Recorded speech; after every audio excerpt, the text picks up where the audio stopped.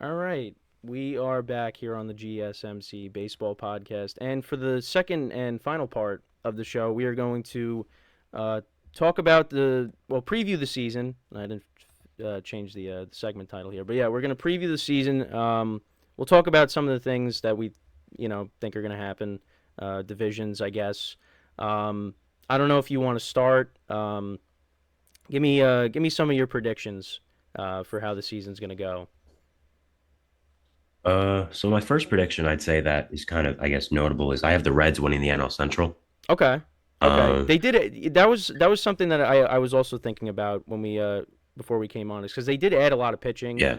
Oh yeah, a yeah. lot of young I love players. their offseason. Hmm. Yeah, I mean, I Frankie Montas as a Yankees fan, I know he didn't really work out there, Yeah. No. but yeah, I think if he's healthy, he can really add a nice pitcher to that Reds rotation. They have Hunter Green, Nick Lodolo, Hmm. even someone like Graham Ashcraft, who I think is a little underrated. Hmm. They added Nick Martinez, who they're Yep. From stretching the out to be a Padres. starter. Hmm.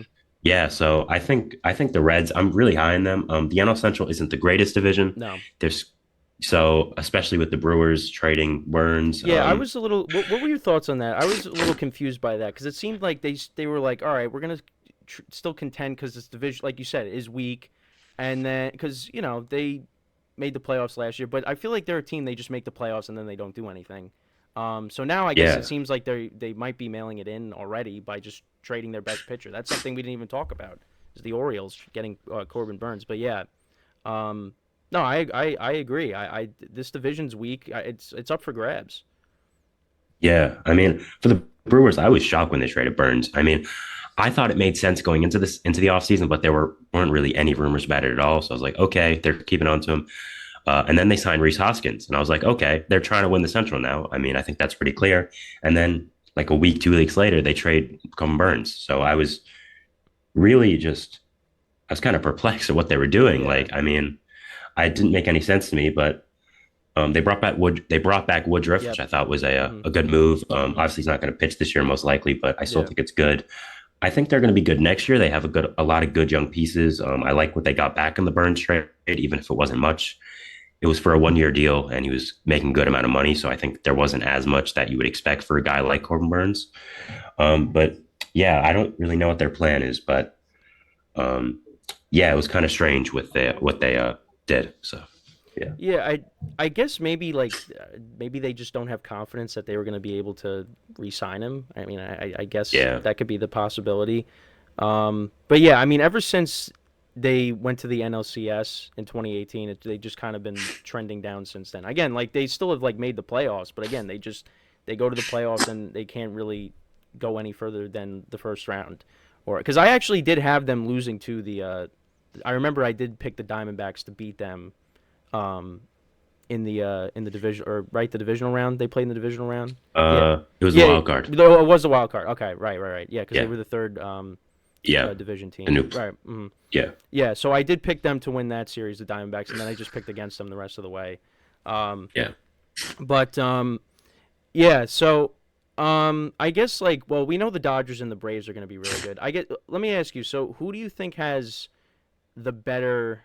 I don't know if I want to say well, yeah, I guess the better lineup, like from top to bottom. Who would you say has the better lineup? With the Braves and Dodgers. Yeah.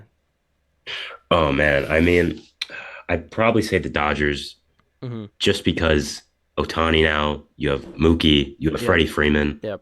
The Braves, they kind of have like shortstop right now. I mean, it's kind of a weaker position Hmm. than I would say the Dodgers have in all. I mean, the Dodgers do have Jason Hayward starting, Hmm. who I don't know if he's really going to be a impact guy, but Yeah. He you was have okay for them you have last year.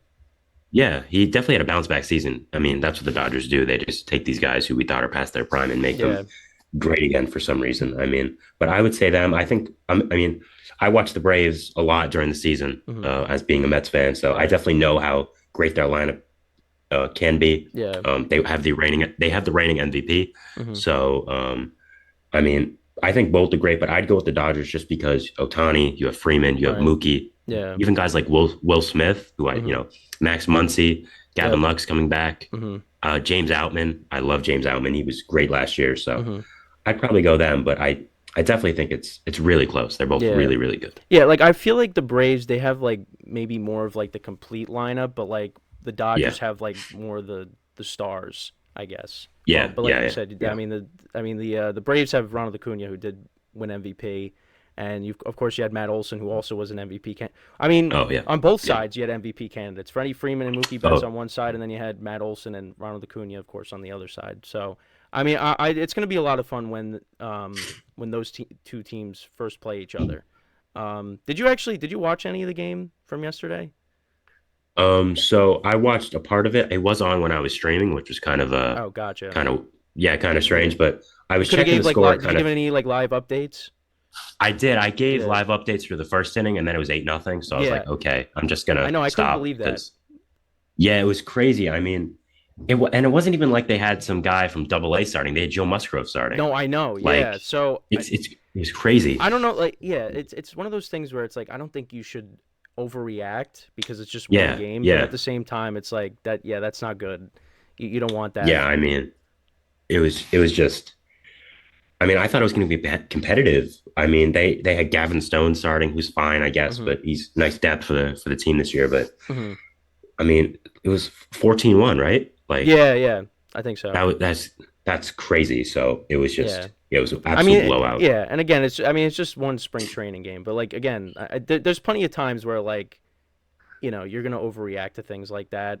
Um, Yeah. I think once like real games start and Musgrove is pitching like Mm. that, then you got things to worry about. Because I think the Padres could still like be good. Um, Yeah, they'll be okay, I think. I yeah, mean, but uh, I mean I mean, it's crazy how they only went 82-80. yeah, I mean, the stats last year with them with runners in scoring position was Hmm. just absolutely crazy. I Yeah. mean, obviously some of it was bad luck, but then Hmm. you kind of have to factor in that bad luck because now they don't have Juan Soto, who Yeah. is easily their best And hitter. also So like I forget they had like such a bad record in extra inning games last year. oh yeah, yeah, it was crazy. I mean, they just I don't know what was going on with them, but they And were their just yeah, because and their run differential was like it was great. yeah, It's just they kept it was losing all these close games, and that really yeah. I what led to mean, them I missing the don't. playoffs. They were a really strange team last year, Yeah, and I I like what they did at the deadline though. They kind of like bought and didn't buy at the same time. I thought that was a good move for where they were, but yeah, going they don't have Soto this year, obviously. yeah, I like the pitchers they did get back. I think Michael King is going to be yeah, really good. yeah.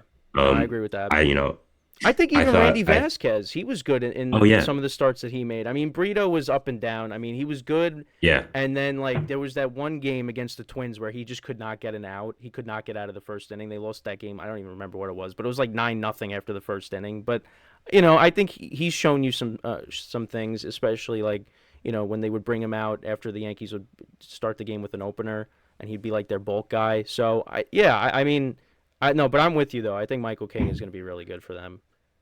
yeah I do worry because obviously he had the elbow injury. yeah yeah So I yeah do worry about that. Because I know when I was watching the Michael K show, he did talk about that. So, um, but I mean, I think King will be good for them.